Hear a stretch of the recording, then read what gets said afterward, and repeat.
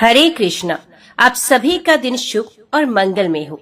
आज की वीडियो में आप सुनेंगे वैशाख मास महात्म्य के अध्याय 24 की कथा। महादेव जी कहते हैं, भगवान श्री कृष्ण के रुक्मणी के गर्भ से प्रद्युम्न उत्पन्न हुए, जो कामदेव के अंश से प्रकट हुए थे। वे बड़े बलवान थे। उन्होंने शंभरासुर का वध किया था। उनके रुक्मी की पुत्री के गर्भ से अनिरुद्ध का जन्म हुआ। अनिरुद्ध ने भी बाणासुर की कन्या उषा के साथ विवाह किया। उस विवाह की कथा इस प्रकार है। एक दिन उषा ने स्वप्न में एक नील कमल दल के समान श्याम सुंदर तरुण पुरुष को देखा। उषा ने स्वप्न में ही उस पुरुष के साथ प्रेमालाप किया और जागने पर उसे सामने ना देख वे पागल सी हो उठी तथा ये कहती हुई कि तुम मुझे अकेली छोड़कर कहाँ चले गए हो। वे भांति भांति से विलाप करने लगी। उषा की एक चित्रलेखा नाम की सखी थी। उसने उसकी ऐसी अवस्था देखकर पूछा, सखी, क्या कारण है कि तुम्हारा मन विक्षिप्त सा हो रहा है? उषा ने स्वप्न में मिले हुए पति के विषय की सारी बातें सच सच बता दी। चित्रलेखा ने संपूर्ण देवताओं और श्रेष्ठ मनुष्यों के चित्र वस्त्र पर अंकित करके उषा को दिखाए। यदुकुल में जो श्री कृष्ण, बलभद्र, प्रद्युम्न और अनिरुद्ध आदि सुंदर पुरुष थे, उनके चित्र भी उसने उषा के सामने प्रस्तुत किए। उषा ने उनमें से श्री कृष्ण को उससे मिलता जुलता पाया, अतः उन्हीं की परंपरा में उनके होने के अनुमान करके उसने उधर ही दृष्टिपात किया। श्री कृष्ण के बाद प्रद्युम्न और प्रद्युम्न के बाद अनिरुद्ध को देखकर वे सहसा बोल उठी, ये वही है, ये वही है। ऐसा कहकर उसने अनिरुद्ध के चित्र को हृदय से लगा लिया। तब चित्रलेखा दैत्यों की बहुत सी मायावनी स्त्रियों को साथ लेकर द्वारका में गई और रात के समय अंतपुर में सोए हुए अनिरुद्ध को माया से मोहित करके बाणासुर के महल में लाकर उषा की शैया पर सुला दिया। जागने पर अनिरुद्ध ने अपने को अत्यंत रमणीय और स्वच्छ पलंग पर सोया हुआ पाया। पास ही समस्त शुभ लक्षणों से संपन्न विचित्र आभूषण, वस्त्र, गंध और माला आदि से अलंकृत तथा स्वर्ण के समान रंग और सुंदर केशों वाली उषा बैठी हुई थी। तदंतर उषा की प्रसन्नता से अनिरुद्ध उसके साथ ही रहने लगे। इस प्रकार लगातार 1 मास तक अनिरुद्ध उषा के साथ महल में रहे। एक दिन अंतपुर में रहने वाली कुछ बूढ़ी स्त्रियों ने उन्हें देख लिया और राजा बाणासुर को इसकी सूचना दे दी। ये समाचार सुनते ही राजा की आंखें क्रोध से लाल हो गई। उसने अत्यंत विस्मित होकर अपने सेवकों को भेजा और ये आदेश दिया कि उसे यहीं पकड़ कर लाओ। सेवक राजा के महल पर चढ़ गए और राजकुमारी के शयन नगर में सोए हुए अनिरुद्ध को पकड़ने के लिए आगे बढ़े। अपने को पकड़ने के लिए आते देख अनिरुद्ध ने खिलवाड़ में ही महल का एक खंबा उखाड़ लिया और उसी से मार मार कर 2 ही घड़ी में उन सबका कचुम्बर निकाल दिया। अपने सेवकों को मारा गया देख दैत्यराज बाणासुर को अनिरुद्ध के विषय में बड़ा कौतूहल हुआ। इतने में ही देवऋषि नारद ने आकर बताया कि ये श्री कृष्ण के पुत्र अनिरुद्ध हैं। ये सुनकर धनुष ले वे स्वयं ही अनिरुद्ध को पकड़ने के लिए उनके समीप आया। 1000 भुजाओं से युक्त दैत्यराज को युद्ध के लिए आते देख अनिरुद्ध ने भी एक परिघ घुमाकर बाणासुर के ऊपर फेंका, किंतु उसने बाण मारकर उस परिघ को ही काट दिया। तत्पश्चात सर्पास्त्र से अनिरुद्ध को अच्छी तरह बांधकर दैत्यराज ने उन्हें अंतपुर में ही कैद कर लिया। इधर देवऋषि नारद के मुख से ये सारा समाचार ज्यों का त्यों जानकर भगवान श्री कृष्ण भी बलदेव जी, प्रद्युम्न तथा अपनी सेना के साथ पक्षीराज गरुड़ पर आरूढ़ हो बाणासुर के बाहुबल का उच्छेद करने के लिए आ पहुंचे। पूर्व काल में बलि पुत्र बाणासुर ने भगवान शंकर की आराधना की थी। इससे प्रसन्न होकर भगवान शंकर ने उसे वर मांगने को कहा। तब उसने महेश्वर से यही वर मांगा था कि आप मेरे नगर द्वार पर सदा रक्षा के लिए मौजूद रहें और जो शत्रुओं की सेना आवे उसका संहार करें। तथास्तु कहकर भगवान शंकर ने उसकी प्रार्थना स्वीकार की तथा वे अपने पुत्र और पार्षदों के साथ अस्त्र शस्त्र लिए उसके नगर द्वार पर सदा विराजमान रहने लगे। उस समय जब भगवान श्री कृष्ण यादवों की बहुत बड़ी सेना को साथ लेकर वहां आए, तो उन्हें देखकर भगवान शंकर भी वृषभ पर आरूढ़ हो सब प्रकार के अस्त्र शस्त्र लिए अपने पुत्र और पार्षदों के सहित युद्ध के लिए निकले। वे हाथी का चमड़ा पहने, कपाल धारण किए, सब अंगों में विभूति रमाए और प्रज्वलित सर्पों का आभूषण पहने शोभा पा रहे थे। उनका श्रीअंग पिंगल वर्ण का था, उनके 3 नेत्र थे, वे अपने हाथ में त्रिशूल लिए हुए थे। उन्होंने संपूर्ण भूत गणों का संगठन कर रखा था। वे समस्त प्राणियों के लिए भयदायक प्रतीत होते थे। उनका तेज परले कालीन अग्नि के समान जान पड़ता था। वे अपने दोनों पुत्रों और समस्त पार्षदों के साथ उपस्थित थे। त्रिपुर का नाश करने वाले उन भगवान भूतनाथ को सामना करने के लिए आया देख भगवान श्री कृष्ण ने सेना को तो बहुत दूर पीछे ही ठहरा दिया और स्वयं बलभद्र एवं प्रद्युम्न सहित निकट आकर वे हंसते हंसते भगवान शंकर जी के साथ युद्ध करने लगे। उन दोनों में घोर युद्ध हुआ। पिनाक और शारंग धनुष से छूटे हुए बाण परले अग्नि के समान भयंकर जान पड़ते थे। बलराम जी गणेश जी के साथ और प्रद्युम्न कार्तिकेय जी के साथ भिड़ गए। दोनों पक्षों के योद्धा महान पराक्रमी और सिंह के समान उत्कट वाले थे। गणेश जी ने अपने दांत से बलराम जी की छाती में प्रहार किया, तब बलराम जी ने मूसल उठाकर उनके दांत पर दे मारा। मूसल की मार पड़ते ही गणेश जी का दांत टूट गया और वे चूहे पर चढ़कर रणभूमि से भाग खड़े हुए। तभी से टूटे हुए दांत वाले गणेश जी इस लोक में तथा देवता, दानव और गंधर्वों के यहाँ एक दंत के नाम से प्रसिद्ध हुए। कार्तिकेय जी प्रद्युम्न के साथ युद्ध कर रहे थे। हल धारण करने वाले बलराम जी ने मूसल की मार से शिवगणों को युद्ध भूमि से भगा दिया। भगवान शिव श्री कृष्ण से बहुत देर तक युद्ध करते रहे। इसके बाद उन्होंने क्रोध से लाल लाल आंखें करके अपने बाण पर अत्यंत प्रज्वलित ताप ज्वर का आधान किया और उसे भगवान श्री कृष्ण पर छोड़ दिया। किंतु श्री कृष्ण शीत ज्वर से उस अस्त्र का निवारण कर दिया। इस प्रकार श्री हरि और हर के छोड़े हुए वे दोनों ज्वर उन्हीं की आज्ञा से मनुष्य लोक में चले गए। जो मानव श्री हरि और शंकर के युद्ध का वृत्तांत सुनते हैं, वे ज्वर से मुक्त होकर निरोग हो जाते हैं। इसके बाद दैत्यराज बाणासुर रथ पर सवार हो भगवान श्री कृष्ण के साथ युद्ध करने के लिए आया, किंतु भगवान ने अपने चक्र से उसकी भुजाएं काट डाली। ये देख भगवान शंकर ने कहा, हे प्रभु, ये बाणासुर राजा बलि का पुत्र है। मैंने इसे अमर तव का वरदान दिया है। यदुश्रेष्ठ, आप मेरे उस वरदान की रक्षा करें और इस बलि कुमार के अपराधों को क्षमा कर दें। बहुत अच्छा कहकर भगवान श्री कृष्ण ने अपने चक्र को समेट लिया और प्राणों के संकट में पड़े हुए बाणासुर को छोड़ दिया। उसको छुड़ाकर उत्तम व्रत का पालन करने वाले भगवान शंकर वृषभ पर सवार हो कैलाश पर्वत पर चले गए। फिर बाणासुर ने महाबली बलराम और श्री कृष्ण को नमस्कार किया और उन दोनों के साथ नगर में जाकर अनिरुद्ध को बंधन से मुक्त कर दिया। तत्पश्चात उसने दिव्य वस्त्र आभूषणों से पूजा करके कृष्ण पौत्र अनिरुद्ध को अपनी कन्या उषा का दान कर दिया।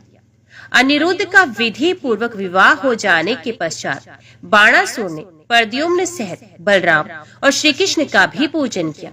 फिर भगवान जनार्दन उषा और अनिरुद्ध को एक दिव्य रथ पर बिठाकर द्वारका की ओर प्रस्थित हुए। बलराम और प्रद्युम्न और सेना के साथ श्री हरि ने अपनी रमणीय पुरी में प्रवेश किया। वहां अनिरुद्ध अनेक रत्नों द्वारा निर्मित मनोहर भवन में बाणपुत्री उषा के साथ भांति भांति के भोगों का उपभोग करते हुए निरंतर प्रसन्नता पूर्वक निवास करने लगा। महादेव जी कहते हैं, काशी का राजा पौंड्र वासुदेव काशीपुरी के भीतर एकांत स्थान में बैठकर 12 वर्षों तक बिना कुछ खाए पिए मेरी आराधना में संलग्न हो पंचाक्षर मंत्र का जप करता रहा। उस समय वे अपने नेत्र रूपी कमल से मेरी पूजा करता था। तब मैंने अत्यंत प्रसन्न होकर उसे वर मांगने के लिए कहा और वे बोला, मुझे वासुदेव के समान रूप प्रदान कीजिए। ये सुनकर मैंने उसे शंख, चक्र, गदा और पद्म सहित 4 भुजाएं, कमल दल के समान विशाल नेत्र, किरीट, मणिमय कुंडल, पीत वस्त्र तथा कौस्तुभ मणि आदि चिन्ह प्रदान किए। अब वे अपने को ही वासुदेव बताकर सब लोगों को मोह में डालने लगा। एक दिन अभिमान और बल से उन्मत्त हुए काशीराज के पास देवऋषि नारद ने आकर कहा, अरे मूढ़, वसुदेव नंदन श्री कृष्ण पर विजय पाए बिना तू वासुदेव नहीं हो सकता। इतना सुनते ही वे उसी समय श्री कृष्ण को जीतने के लिए गरुड़ पताका से युक्त रथ पर आरूढ़ हो चारों अंगों से युक्त अक्षौहिणी सेना के साथ यात्रा करके द्वारका में जा पहुंचा। वहां नगर द्वार पर स्वर्ण में रथ में बैठे हुए पौंड्रक ने श्री कृष्ण के पास दूत भेजा और ये संदेश दिया कि मैं वासुदेव हूँ तथा युद्ध के लिए यहाँ आया हूँ। मुझ पर विजय पाए बिना तुम वसुदेव नहीं कहला सकते।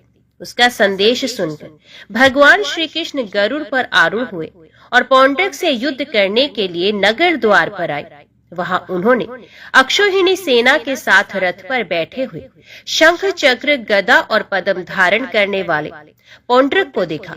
फिर तो शारंग धनुष हाथ में ले परले अग्नि के समान तेजस्वी बाणों से रथ, हाथी, घोड़े और पैदल सहित उसकी बहुत बड़ी अक्षौहिणी सेना को भगवान ने 2 ही घड़ी में भस्म कर दिया। एक बाण से उसके हाथों में चिपके हुए शंख, चक्र और गदा आदि शस्त्रों को भी लीला पूर्वक काट दिया। फिर पवित्र सुदर्शन चक्र से उसके किरीट, कुंडल युक्त मस्तक को काटकर उन्होंने काशी के अंतपुर में गिरा दिया। उस मस्तक को देखकर समस्त काशी निवासी बहुत विस्मित हुए। उधर मगधराज जरासंध कंस वध के पश्चात यादवों से द्वेष भाव रखते हुए ही उन्हें सदा पीड़ा दिया करता था। इससे दुखित होकर यादवों ने श्री कृष्ण से उसकी चेष्टाएं बताई। तब भगवान श्री कृष्ण ने भीमसेन और अर्जुन को बुलाकर परामर्श किया। इस जरासंध ने महादेव जी की आराधना की है, अतः उनकी कृपा से ये शस्त्र द्वारा नहीं मारा जा सकता, किंतु किसी न किसी प्रकार इसका वध करना आवश्यक है। फिर कुछ सोचकर भगवान ने भीमसेन से कहा, तुम उसके साथ मल्ल युद्ध करो। भीमसेन ने ऐसा करने की प्रतिज्ञा की।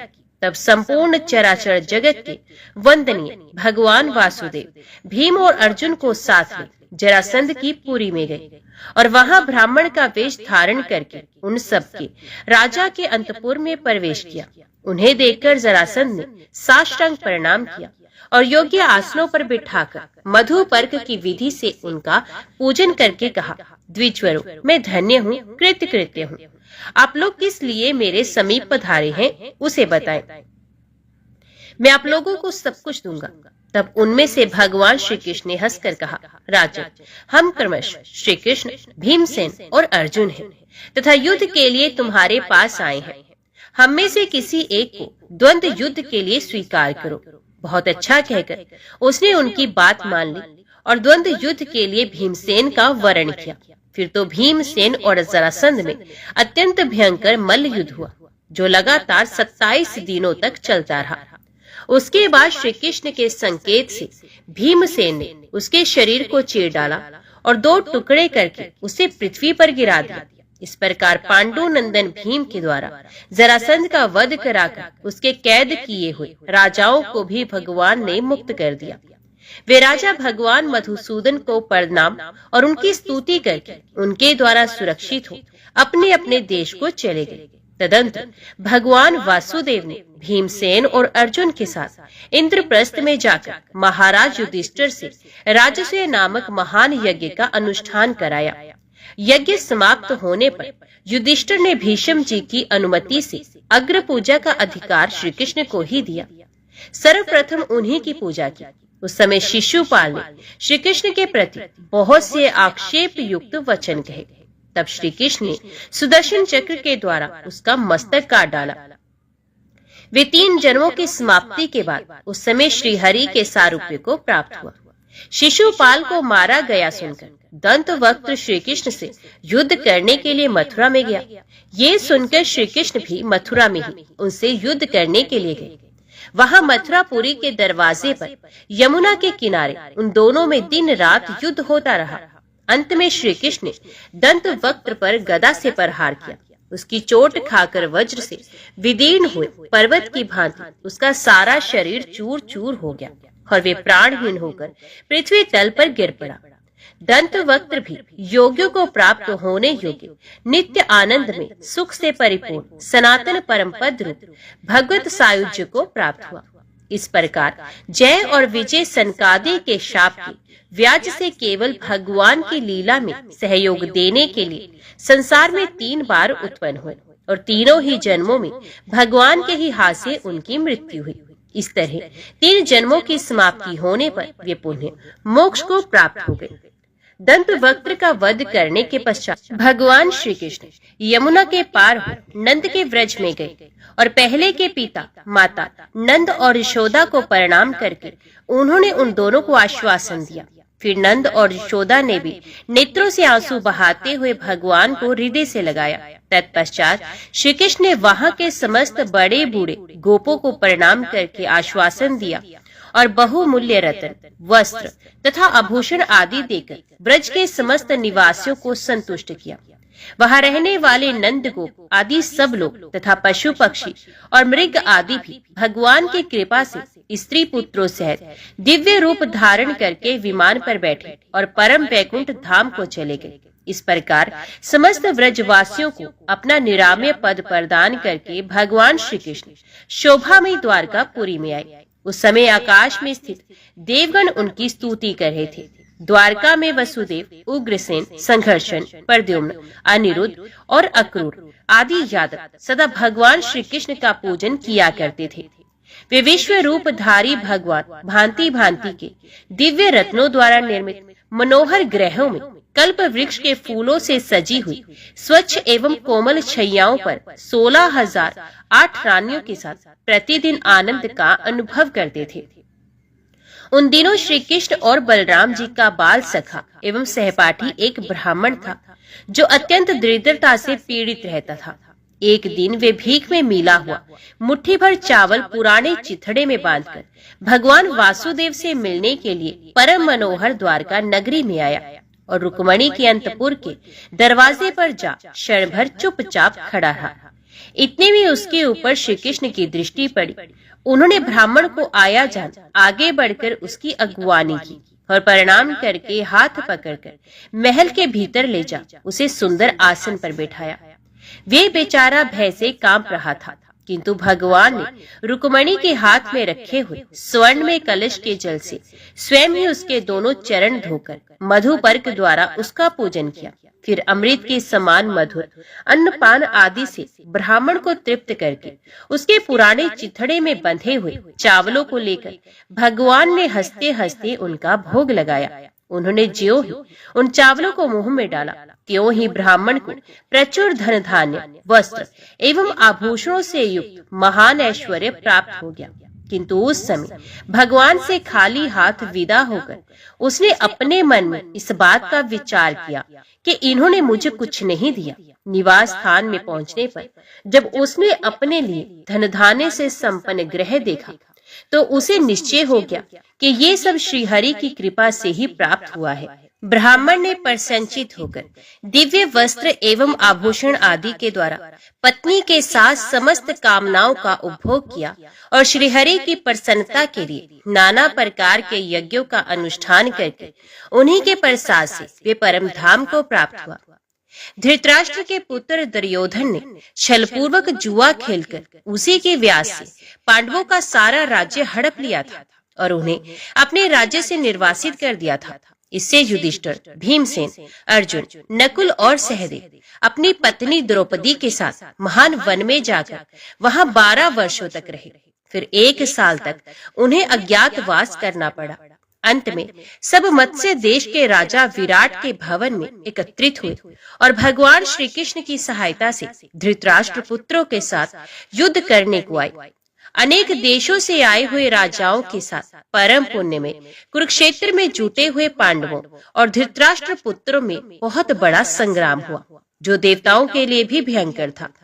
उसमें श्री कृष्ण ने अर्जुन के सारथी का काम किया और अपनी शक्ति अर्जुन में स्थापित करके उनके द्वारा 11 अक्षौहिणी सेनाओं सहित दुर्योधन, भीष्म, द्रोण तथा अन्य राजाओं का वध कराकर उन्होंने पांडवों को अपने राज्य पर स्थापित कर दिया। इस प्रकार पृथ्वी का सारा भार उतारकर भगवान ने द्वारकापुरी में प्रवेश किया। महादेव जी कहते हैं, कुछ काल के बाद एक वैदिक ब्राह्मण अपने मरे हुए 5 वर्ष के बालक को लेकर द्वारका में राजा के द्वार पर रखकर बहुत विलाप करने लगा। उसने श्री कृष्ण के प्रति बहुत आक्षेप युक्त वचन कहे। श्री कृष्ण उस आक्षेप को सुनकर भी चुप रहे। ब्राह्मण कहता गया, मेरे 5 पुत्र पहले मर चुके हैं, ये 6ठा पुत्र है। यदि श्री कृष्ण मेरे इस पुत्र को जीवित नहीं करेंगे तो मैं इस राजद्वार पर प्राण दे दूंगा। इसी समय अर्जुन भगवान श्री कृष्ण से मिलने के लिए द्वारका में आए। वहां उन्होंने पुत्र शोक से विलाप करते हुए ब्राह्मण को देखा। उसका 5 वर्ष का बालक काल के मुख में चला गया है। ये देखकर अर्जुन को बड़ी दया आई।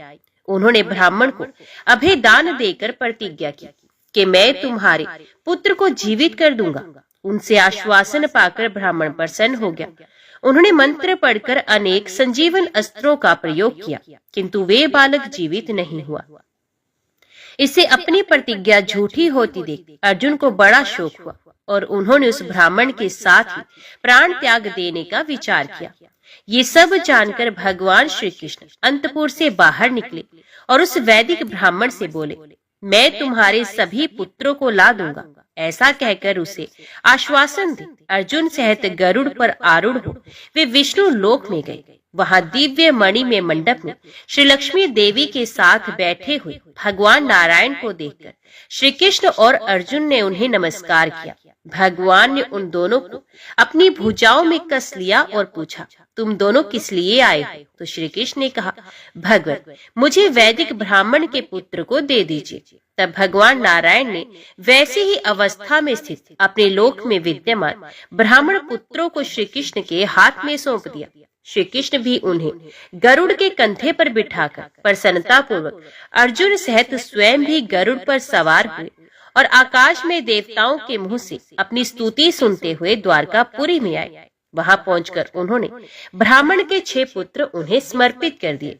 तब वे अत्यंत हर्ष में भरकर श्री कृष्ण को अभयदायक आशीर्वाद देने लगा।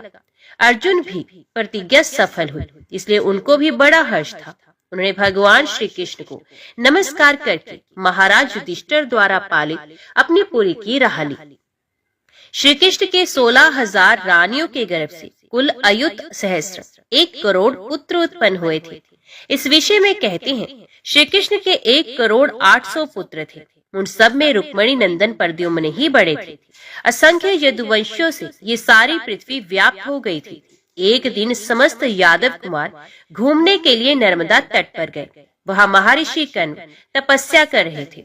यादव कुमारों ने जामवती के पुत्र सांब को स्त्री के वेश में सजाकर उसके पेट में एक लोहे का मूसल बांध दिया। फिर धीरे धीरे ऋषि के समीप आकर सबने नमस्कार किया और स्त्री रूपधारी सांब को आगे खड़ा करके पूछा, मुने बताइए, इस स्त्री के गर्भ में कन्या है या पुत्र? मुनि ने मन ही मन सब बात जानकर क्रोध पूर्वक कहा, अरे तुम सब लोग इसी मूसल से मारे जाओगे। ये सुनकर सबका हृदय उद्विग्न हो उठा। उन्होंने श्री कृष्ण के पास आकर महर्षि की कही हुई सारी बातें कह सुनाई। श्री कृष्ण ने उस लोहे के मूसल को चूर्ण करके कुंड में डलवा दिया। उस चूर्ण से वज्र के समान कठोर बड़े बड़े सरकंडे उगाए। मूसल के चूर्ण होने से एक लोहा बच गया था जो कनिष्ठा का उंगली के बराबर था। उसको एक मत्स्य निगल गया। उस मत्स्य को निषाद ने पकड़ा और उसके पेट से उस मूसलावेश लोहे को निकालकर बाण के आगे का फल बनवा लिया गया। कुछ दिनों के बाद समस्त यादव परस्पर आक्षेप युक्त वचन कहते हुए उन सरकंडों द्वारा एक दूसरे से लड़कर नष्ट हो गए। भगवान श्री कृष्ण युद्ध से श्रांत होकर कल्प वृक्ष की छाया में सो रहे थे।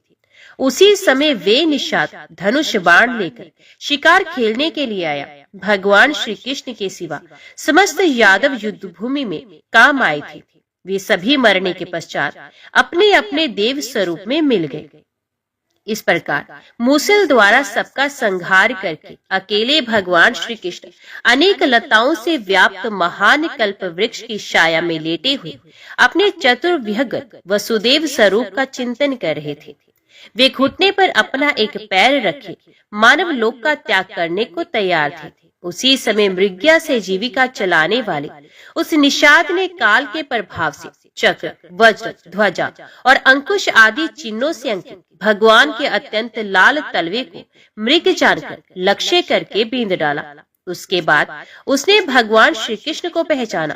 फिर तो महान भय से पीड़ित हो वे थर-थर होकर कांपने लगा और दोनों हाथ जोड़कर बोला, नाथ, मुझसे बड़ा अपराध हुआ है, क्षमा करें।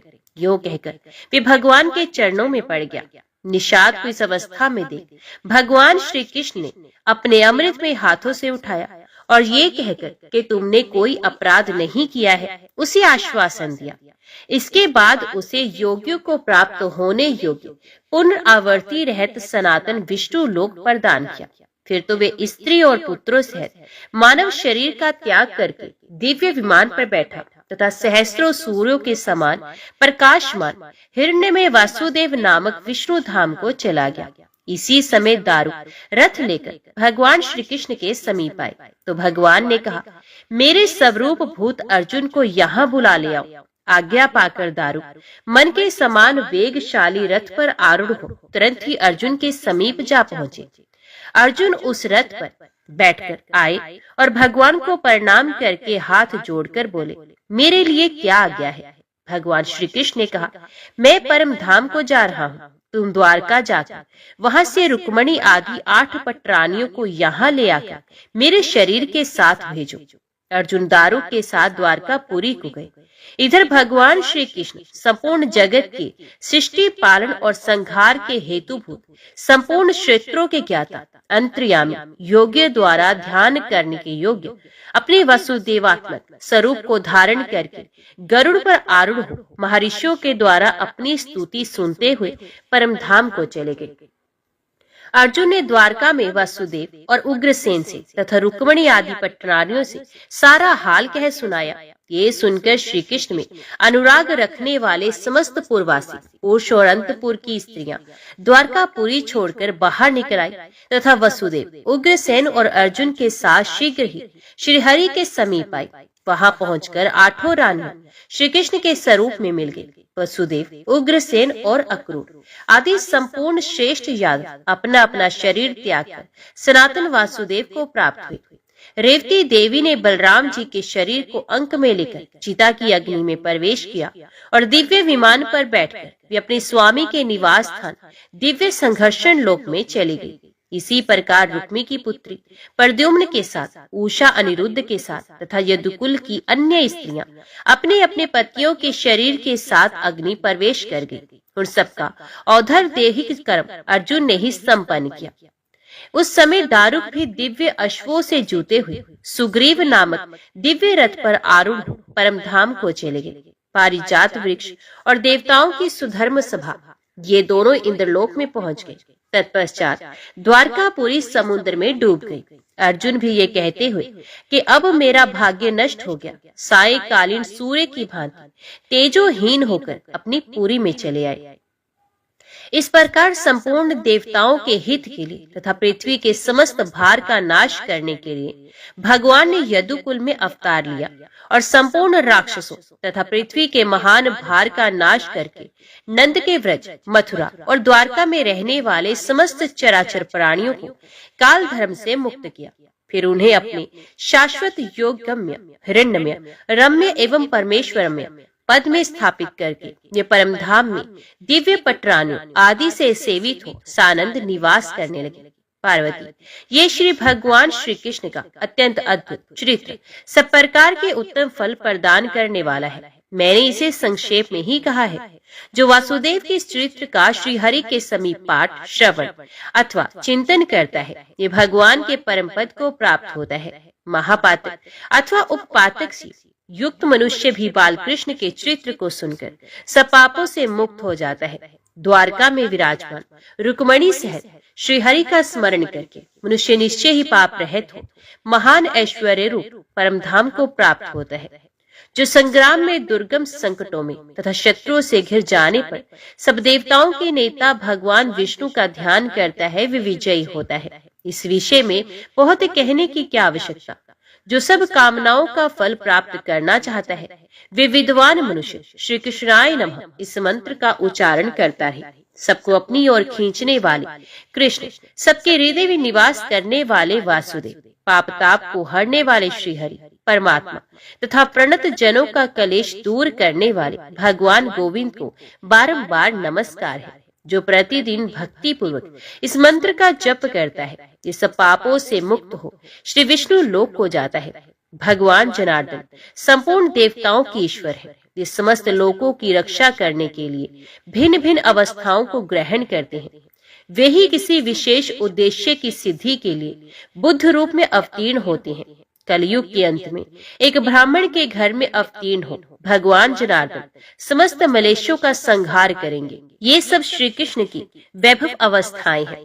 पार्वती जी ने भगवान महादेव जी से कहा, भगवान, आपने श्री हरि की वैभव अवस्था का पूरा वर्णन किया। इसमें भगवान श्री राम और श्री कृष्ण का चित्र बड़ा ही विस्मयजनक है। अहो, भगवान श्री राम और परमात्मा श्री कृष्ण की लीला कितनी अद्भुत है। देवेश्वर, मैं तो इस कथा को 100 कल्पों तक सुनती रहूं, तो भी मेरा मन कभी इससे तृप्त नहीं होगा। अब मैं इस समय भगवान विष्णु के उत्तम महात्म्य और पूजन विधि का श्रवण करना चाहती हूँ। तो श्री महादेव जी ने कहा, देवी, मैं परमात्मा श्री हरि के स्थापन और पूजन का वर्णन करता हूँ, सुनो। भगवान का विग्रह 2 प्रकार का बताया गया, एक तो स्थापित और दूसरा स्वयं व्यक्त। पत्थर, मिट्टी, लकड़ी अथवा लोहा आदि से श्री हरि की आकृति बनाकर श्रुति, स्मृति तथा आगम में बताई हुई विधि के अनुसार जो भगवान की स्थापना होती है, ये स्थापित विग्रह है। तथा जहाँ भगवान अपने आप प्रकट हुए हो, वे स्वयं व्यक्त विग्रह कहलाता है। भगवान का विग्रह स्वयं व्यक्त हो या स्थापित, उसका पूजन अवश्य करना चाहिए।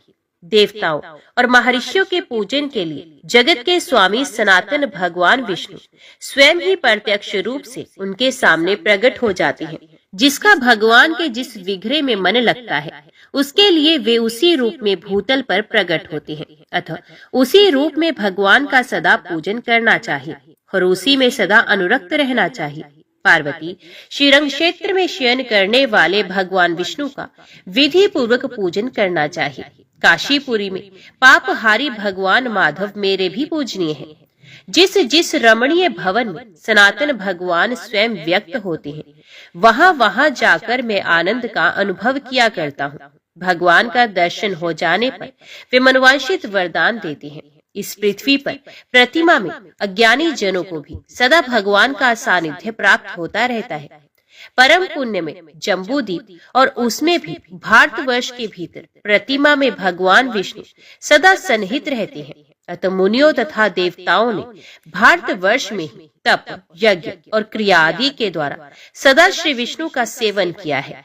इंद्रद्युम्न सरोवर, कूर्म स्थान, सिंहाचल, करवीरक, काशी, प्रयाग, सौम्य, शालिग्राम मार्चन, द्वारका, नैमिषारण्य, बद्रिकाश्रम, कृतशोच तीर्थ, पुंडरीकृत, दंडक वन, मथुरा, वेंकटाचल, श्वेतेंद्र, गरुड़ाचल, गांची, अनंत शयन, श्रीरंग, भैरवगिरी, नारायणचल, वाराह तीर्थ और वामनाश्रम, इन सब स्थानों में भगवान श्री हरि स्वयं व्यक्त होते हैं। अतः उपर्युक्त स्थान संपूर्ण कामनाओं तथा फलों को देने वाले हैं। इनमें श्री जनार्दन स्वयं ही सन्निहित होते हैं। ऐसे ही स्थानों में जो भगवान का विग्रह है, उसे मुनिजन स्वयं व्यक्त कहते हैं। महान भगवत भक्तों में श्रेष्ठ पुरुष यदि विधि पूर्वक भगवान की स्थापना करके मंत्र के द्वारा उनका सानिध्य प्राप्त कराए, तो उस स्थापना का विशेष महत्व है। गांव में अथवा घरों में जो ऐसे विग्रह हो, उनमें भगवान का पूजन करना चाहिए। सत्पुरुषों ने घर पर शालिग्राम शिला की पूजा उत्तम बताई है।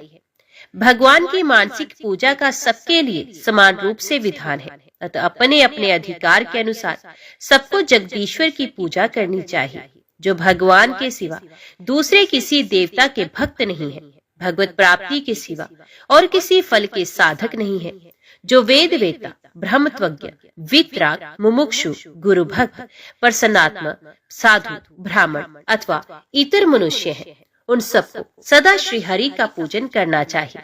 बुद्धिमान पुरुष को चाहिए कि वे वेद और स्मृतियों में बताए हुए उत्तम सदाचार का सदा पालन करें। उनमें बताए हुए कर्मों का कभी उल्लंघन न करें। शम, दम, तप, शौच, सत्य, मांस ना खाना, चोरी ना करना और किसी भी जीव की हिंसा न करना, ये सबके लिए धर्म का साधन है। रात के अंत में उठकर विधि पूर्वक आचमन करें, फिर गुरुजनों को नमस्कार करके मन ही मन भगवान विष्णु का स्मरण करें। मौन हो पवित्र भाव से भक्ति पूर्वक सहस्रनाम का पाठ करें। तत्पश्चात गांव से बाहर जाकर विधि पूर्वक मलमूत्र का त्याग करें। फिर उचित रूप से शरीर की शुद्धि करके कुल्ला करें और शुद्ध एवं पवित्र हो दंत धावन करके विधि पूर्वक स्नान करें। तुलसी के मूल भाग की मिट्टी और तुलसी दल लेकर मूल मंत्र से और गायत्री मंत्र से अभिमंत्रित करके मंत्र से ही उसको संपूर्ण शरीर में लगाए। फिर अघर्षण करके स्नान करें। गंगा जी भगवान के चरणों से प्रकट हुई, अतः उनके निर्मल जल में गोता लगाकर अघर्षण सूक्त का जप करें। फिर आचमन करके पुरुष सूक्त के मंत्रों से मार्जन करें। पुण्य जल में डुबकी लगाकर 28 या 108 बार मूल मंत्र का जप करें। इसके बाद वैष्णव पुरुष उक्त मंत्रों से ही जल को अभिमंत्रित करके उससे आचमन करें। तदंतर देवताओं, ऋषियों और पितरों का तर्पण करें। फिर वस्त्र निचोड़ दें। उसके बाद आचमन करके धोत वस्त्र पहन ले। वैष्णव पुरुष निर्मल एवं रमणीय मृत्तिका ले, उसे मंत्र से अभिमंत्रित करके ललाट आदि में लगाए। आलस्य छोड़कर परिगणित अंगों में उधर पुंड्र धारण करें। उसके बाद विधि पूर्वक संध्या उपासना करके गायत्री का जप करें। तदंतर मन को संयम में रखकर घर जाए और पैर धो मौन भाव से आचमन करके एकाग्रचित हो पूजा मंडप में प्रवेश करें। एक सुंदर सिंहासन को फूलों से सजाकर भगवान लक्ष्मी नारायण को विराजमान करें। फिर गंध, पुष्प और अक्षत आदि के द्वारा विधि पूर्वक भगवान का पूजन आरंभ करें।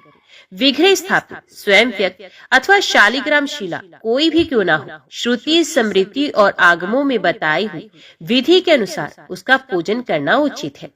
वैष्णव पुरुष शुद्ध चित्त हो, गुरु के उपदेश के अनुसार भक्ति पूर्वक श्री विष्णु का यथा योग्य पूजन करे।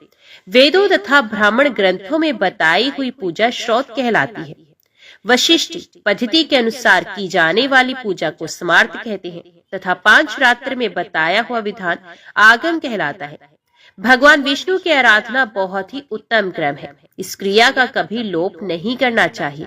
आवाहन, आसन, अर्घ्य, पादम, आचमनीय, स्नानीय, वस्त्र, यज्ञोपवीत, गंध, पुष्प, अक्षत, धूप, दीप, नैवेद्य, तांबूल एवं नमस्कार आदि उपचारों के द्वारा अपनी शक्ति के अनुसार प्रसन्नता पूर्वक श्री विष्णु की आराधना करें। पुरुष सूक्त की प्रत्येक ऋचा तथा मूल मंत्र, इन दोनों से ही वैष्णव पुरुष षोडशोपचार समर्पण करें। पुण्य प्रत्युपचार अर्पण करके पुष्पांजलि दे। वैष्णव को चाहिए वे मुद्रा द्वारा भगवान जगन्नाथ का आवाहन करे, फिर फूल और मुद्रा से ही आसन दे। इसी प्रकार पादम, अर्घ्य, आचमन और स्नान के लिए भिन्न भिन्न पात्रों में निर्मल जल समर्पित करे। उस जल में मांगलिक द्रव्यों के साथ तुलसी दल मिला हो।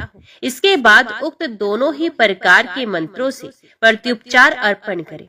कस्तूरी और चंदन से उनके श्रेयंग में उपटन लगाए। फिर मंत्र का पाठ करते हुए सुगंधित जल से भगवान को स्नान कराए। तत्पश्चात दिव्य वस्त्र और आभूषणों से विधि पूर्वक भगवान का श्रृंगार करे। फिर उन्हें मधुपर्क दे तथा भक्ति के साथ सुगंधित चंद्र और सौरभ युक्त सुंदर पुष्प निवेदन करें। इसके बाद दशांग या अष्टांग धूप, मनोहर दीप और भांति भांति के नैवेद्य भेंट करें। नैवेद्य में खीर और मालपुआ भी होने चाहिए। नैवेद्य के अंत में आचमन कराकर भक्ति युक्त हृदय से कर्पूर मिश्रित तांबुल निवेदित करें। फिर घी की बत्तियों से आरती करके भगवान को फूलों की माला पहनाए। तदंतर समीप जा विनीत भाव से प्रणाम करके उत्तम स्तोत्रों द्वारा भगवान का स्तवन करें। फिर उन्हें गरुड़ के अंक में शयन कराकर मंगल अर्घ्य निवेदन करें। उसके बाद पवित्र नामों का कीर्तन करके होम करें। भगवान को भोग लगाए हुए नैवेद्य से जो शेष बचे उसी से अग्नि में हवन करें। प्रत्येक आहुति के साथ पुरुष युक्त तथा मंगल में श्री सूक्त की एक एक ऋचा का पाठ करें। वेदोक्त विधि से स्थापित अग्नि में घृत मिश्रित हविष्य के द्वारा उपयुक्त मंत्र रत्न का 108 या 28 बार जप करके हवन करना चाहिए और हवन काल में यज्ञ स्वरूप महाविष्णु का ध्यान भी करना चाहिए। ओम नमो भगवते वासुदेवाय नमः।